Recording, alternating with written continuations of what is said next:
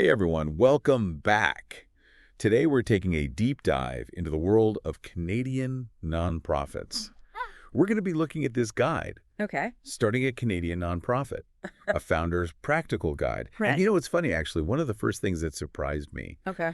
when I was reading this guide was that they actually suggest that Mm. sometimes it makes more sense to collaborate Right. with an existing organization rather than going out Yeah. and starting your own. That's interesting. Yeah, the guide actually really digs into that and talks about the power of collaboration Yeah. and how effective it can be, particularly when you're first starting out. So like why would someone choose to go that route instead of just launching Yeah. their own brand new nonprofit? Think about it this way.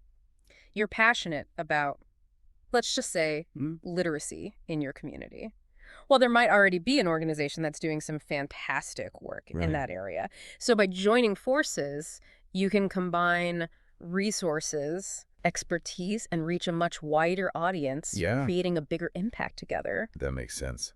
I guess my thinking is that it would just be so much easier Yeah. to just do your own thing and build it from the ground up. Yeah. Exactly how Yeah. do you envision it? And that's that founder spirit. Yeah. Talking, right.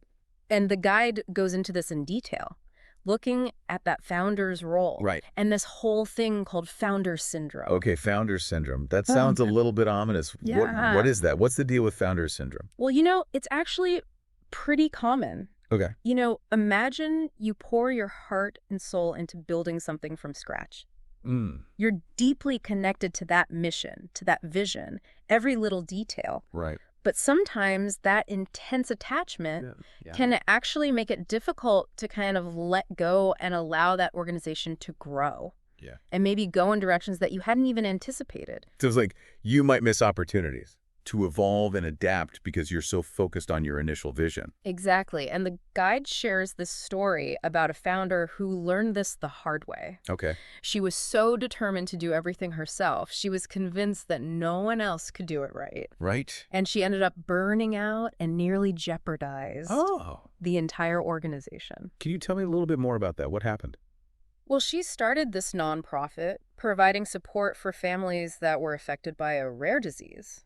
And her passion was incredible. She was incredibly hands-on. Yeah. But as the organization grew, she just refused to delegate, micromanaged her staff, resisted any suggestion for change. And it created this toxic environment and eventually led to a mass exodus of staff and volunteers. Wow. That's a tough lesson. And it really shows, I think, the importance of recognizing that founder syndrome early on. Absolutely. And figuring out how to address that. Yeah, and that's why, the guide really encourages founders to build a strong support network, seek mentorship, maybe even consider stepping back from those leadership roles as the organization matures. It's really about putting the organization's needs first. Right. Even if it means letting go of some of that control. Okay, so I'm really starting to see now the wisdom in collaboration. Yeah. You get support, diverse perspectives, maybe even avoid some of those founders syndrome pitfalls. Yeah. So let's say you've weighed the options and you've decided you want to start your own nonprofit. Okay. What's next? I'm assuming it's not quite as simple as just having a good idea. You're telling me. And one of the first things that the guide tackles is this whole question of structure. Okay. And it might surprise you to learn that there is this whole world beyond registered charities. Wait, really? I thought that nonprofit and charity were basically the same thing. Not quite. In Canada, there are several different structures for nonprofits, each with its own legal and financial implications. You got your classic registered charities, of course, which can issue those tax receipts to donors. Yeah, like when they're always doing the fundraising drives and they're like, your donation is tax deductible. Exactly. But then you also have nonprofit organizations that aren't registered charities. They might not be eligible to issue tax receipts. Okay. But they have more flexibility in terms of their activities and how they use their funds. So choosing the right structure is kind of a big deal. What factors should a founder consider when they're making that decision? Well, it really depends on their mission and their long-term goals. Okay. Do they want to be primarily funded by individual donations? Right. Then charitable status might be the way to go. Are they more focused on grassroots activism or social enterprise? Yeah. Then a different structure might be a better fit. Got it. So you need to really understand the pros and cons of each structure before you dive in. What about incorporation? Right. That seems like a pretty serious step. It is a big step.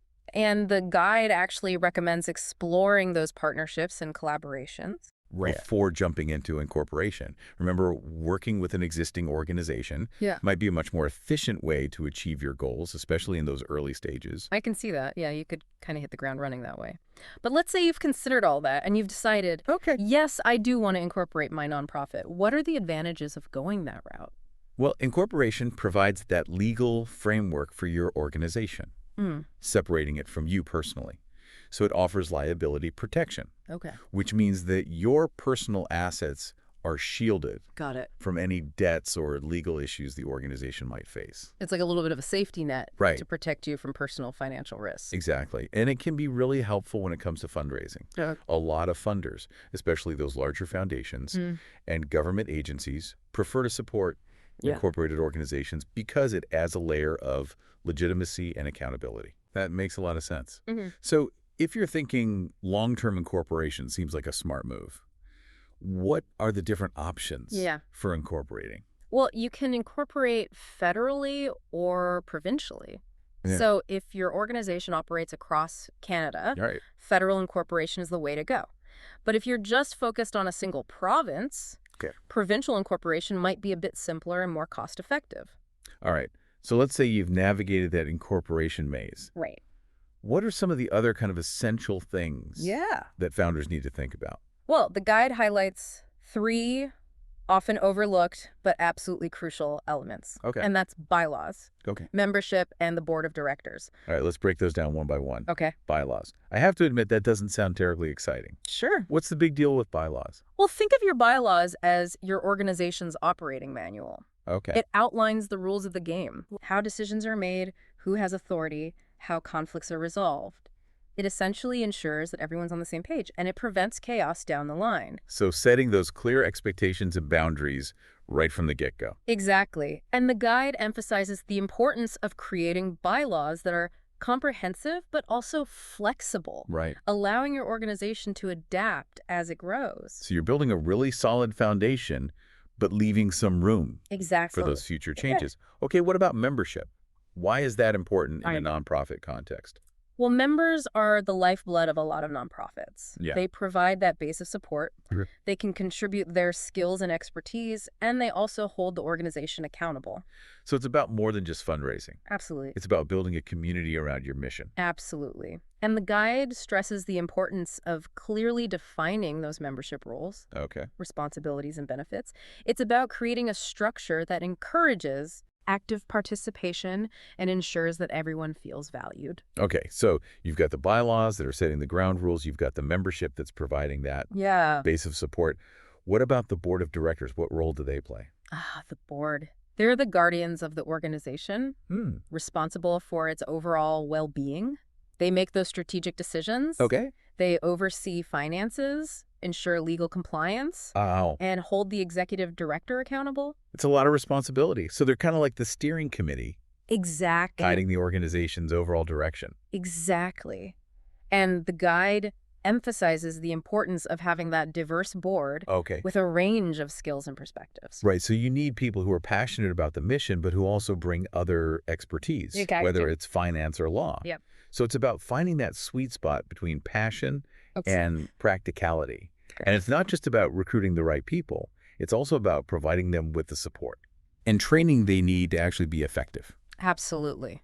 The guide highlights the importance of board member orientation and ongoing professional development, especially around governance best practices. Remember, the board's role is to govern, not to manage day-to-day operations. Right. That's a crucial distinction.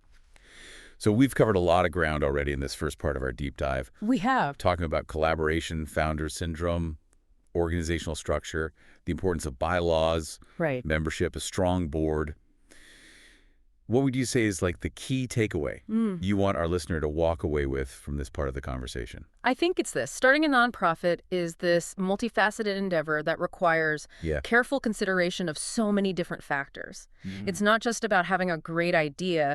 It's about building that solid foundation for long-term success and sustainability. Very well said. And stay tuned for part 2 as our deep dive, where we'll explore the nitty-gritty of nonprofit management. including financial planning, legal compliance, and strategies for achieving lasting impact. Welcome back to our deep dive into the world of Canadian nonprofits. In part one, we tackled some of the big picture stuff, collaboration founder syndrome, that kind of thing. Now let's roll up our sleeves and get into the nitty-gritty of actually running a nonprofit. Right. So we're talking finances, legal stuff, the whole 9 yards. That's right. We're moving from the conceptual to the practical, Okay. really exploring those day-to-day challenges that every nonprofit leader faces. And let's be real, one of the biggest challenges for a lot of nonprofits is funding. It's not always easy to secure the resources you need to fulfill your mission. Sustainable funding is the lifeblood of any nonprofit, and the guide offers some really insightful advice on developing a solid financial strategy. Okay, lay it on me. Right. What are some key things that founders should keep in mind when it comes to, nonprofit finances? One of the biggest mistakes that new nonprofits make is putting all their eggs in one basket. You're relying too heavily on a single funding source. So, if you're solely dependent on government grants, right, and that funding stream dries up, then you're in trouble. Exactly. The guide stresses the importance of diversification. Okay. Explore a mix of individual donations, grants from various foundations, corporate sponsorships, even earned income opportunities if they align with your mission. Earned income. That's interesting. What would be an example of how a nonprofit would generate earned income? Sure. Let's say you're a nonprofit that provides job training for marginalized youth. Okay. You could create a social enterprise where the youth that you train produce and sell handcrafted goods, generating revenue for the organization while also providing valuable work experience. So it's kind of like a win-win. Exactly. Supporting your mission, but also creating a sustainable income stream. Exactly. It's about thinking creatively. Yeah. And exploring all those possible avenues for financial support. So diversification is key. What about the actual management of funds? Any tips? For how to keep things running smoothly on the financial side of things? The guide really stresses the importance of transparency and accountability. Okay. Donors and funders need to know that their money is being used wisely and ethically. So it's not just about balancing the books. Right. It's about building trust and demonstrating that you're a responsible steward of the funds that have been entrusted to you. Precisely. Keep meticulous records, create clear financial reports, and make sure you have strong internal controls in place. Okay. And don't be afraid to seek expert advice from accountants or financial advisors. Yeah, that makes sense. Get the experts to help you navigate that side of things. They can help you navigate those complexities of nonprofit finances and ensure that you're complying with all the applicable regulations. Speaking of regulations, let's talk about the legal side of running a nonprofit. It seems like there's a lot to keep track of. Yeah. Employment laws, privacy regulations, all that kind of stuff. You're not wrong. And the guide delves into some of the key legal considerations for nonprofit founders. And one thing it emphasizes is understanding your obligations as an employer. Okay, so if you're hiring staff or even working with volunteers, there are specific laws that you need to be aware of. Absolutely. You need to be aware of minimum wage laws, overtime regulations, workplace safety standards, human rights legislation. And if you're handling personal information like donor data or client records, you need to comply with privacy laws. It sounds pretty complicated. What advice would you give to our listener in terms of how to stay on top of all of this legal stuff? The guide recommends consulting with a lawyer who specializes in nonprofit law. Got it. They can help you set up the right legal structures, draft contracts, and ensure you're complying with all those regulations. It's an investment worth making. But it's about getting that expert advice to avoid those potential legal headaches. So we talked about finances and the legal considerations. What about the day-to-day operations of a nonprofit? Any insights from the guide on how to keep things running smoothly? One of the key things that the guide emphasizes is building a strong team. Okay. You can't do everything yourself. Right. Surround yourself with competent staff and dedicated volunteers who share your passion for that mission. Okay, so delegation, teamwork are crucial. Any tips on how to attract and retain talented people in the nonprofit sector? It's not always easy to compete with for-profit salaries and benefits. That's true. But nonprofits can offer something unique. Okay. the opportunity to make a real difference in the world. So it's about appealing to people's sense of purpose Exactly. and their desire to contribute to something Exactly. bigger than themselves. Clearly articulate your mission and values. Create a positive and supportive work environment. Okay. And offer opportunities for professional development and growth. People are more likely to stay with an organization where they feel valued and appreciated. It's about creating a culture where people feel inspired Absolutely. and motivated to do their best work. And let's not forget about the founder's well-being. Yes. Something we touched on in part 1. This world can be incredibly demanding. Absolutely. And burnout is a real risk. The guide dedicates an entire section to self-care and sustainability for nonprofit leaders. It emphasizes setting those boundaries. Yeah. Prioritizing your physical and mental health. Right. And building a support network. I love that the guide acknowledges that human side of running a nonprofit. It's not just about spreadsheets and strategic plans. Exactly. It's about taking care of yourself so that you can effectively lead and serve others. Exactly. You can't pour from an empty cup. Yeah. Taking care of yourself allows you to show up as your best self. Right. For your team, your organization, and the community that you serve. Okay, so we've covered a lot of ground in this part of our deep dive, talking about financial planning, legal compliance, building a strong team, and that crucial importance of self-care. Any final thoughts? Yeah. For our listener before we move on to the next part of our exploration? I'd say this running a nonprofit is a marathon, not a sprint. It's a journey that's filled with both challenges and rewards. Embrace the challenges. Yeah. Celebrate the victories and never lose sight of the difference that you're making in the world. Beautifully said. Now get ready for part 3 of our deep dive, where we'll explore the nuances of founder's syndrome. Okay. Discuss strategies for building a sustainable funding model. All right. And delve into the art of measuring impact. Okay, we are back for the final part of our deep dive into starting a Canadian nonprofit. We've covered so much ground already, from collaboration to the legal stuff to finances, but I think now we need to get into some of the more nuanced and maybe even a bit psychological aspects of leading a nonprofit, especially when it comes to this idea of founder syndrome that we were talking about earlier. It's fascinating how our passion can sometimes become a stumbling block. Yeah. It's like counterintuitive, right? Yeah. You pour your heart and soul into building something amazing. Yeah. But then you might actually get in the way of its success. So how can founders, how can they recognize these tendencies in themselves before it becomes a real problem? The guide offers some great questions for self-reflection. Things like, do I find it difficult to delegate tasks? Right. Am I overly resistant to feedback or new ideas? Honest answers to those questions can be very illuminating. It's almost like holding up a mirror to yourself and maybe not always liking what you see. And that's where having a trusted mentor or advisor can be so valuable. Someone outside of the organization who can offer that objective perspective and help you navigate those tricky emotional dynamics. So self-awareness, mentorship, key. Absolutely. Ingredients there.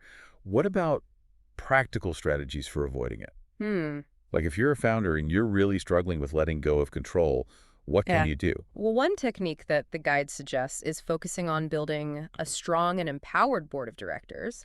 Intentionally recruit people with diverse skills and perspectives, and then truly trust them to make decisions. It's shifting that mindset from I need to do everything to I have this amazing team who can handle this. Exactly. And that can free you up to focus on your strengths. Whether that's fundraising program development or building relationships with stakeholders. Working smarter, not harder. Exactly. Okay, well, speaking of working smarter, let's talk about building a sustainable funding model. We talked about diversification earlier, but what are some more specific strategies for securing that long-term financial support? One thing that the guide emphasizes is cultivating those strong relationships with individual donors. You know, grants and corporate sponsorships are important. But individual donors are often your most loyal and passionate supporters. It's about building those personal connections. Making them feel like they're really a part of the mission. Exactly. Communicate with your donors regularly. Share stories of impact. Invite them to events. Make them feel valued and appreciated. And they'll be much more likely to stick with you for the long haul. It's like you're building a community. Yes. But a community of supporters who are also financially invested. Absolutely. In your success. That's a great way to put it. And the guide also encourages nonprofits to explore Like, creative funding models like crowdfunding right. or social enterprise ventures. Thinking outside the box Absolutely. and not being afraid to experiment with new approaches. The world of fundraising is constantly evolving. Yeah. So it's important to stay informed about those new trends and strategies. So all this hard work, right? Yeah. The fundraising, the program, development, the board meetings, it's all ultimately about Absolutely. making a difference. But how do you actually measure that difference? Right. How do you know if you're truly achieving your mission? That's where impact measurement comes in.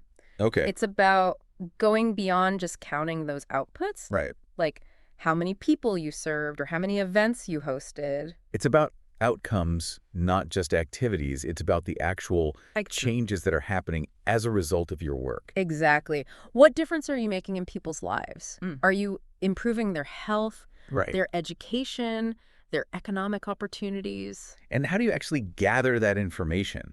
Because it can't always be easy to measure Yeah. these sometimes intangible things like empowerment Right. or social change. It does require a thoughtful and Yeah. strategic approach. Yeah. And the guide recommends a mix of quantitative data, Okay. like surveys and statistical analysis, Right. but also qualitative data, like stories Oh, yeah. and testimonials. So it's about capturing the numbers, but also Yes. that human impact of your work. Exactly. And it's an ongoing process, Yeah. not a one-time event. Regularly evaluate those programs. Okay. Gather feedback from your stakeholders. Right. And be willing to adapt based on what you learn. It's about embracing that culture of continuous learning and improvement. That's the heart of it. And that's what ultimately makes the journey of leading a nonprofit so rewarding. Well, I think that's a perfect note to end on. Starting a nonprofit is a huge undertaking. But as we've learned today, with careful planning, a strong team, and a good dose of self-awareness, it's definitely possible to make a real and lasting difference in the world. So to all those aspiring nonprofit founders out there, we hope this deep dive has given you the knowledge and the inspiration to take that next step. Thanks for joining us, and we'll see you next time for another deep dive into a fascinating topic.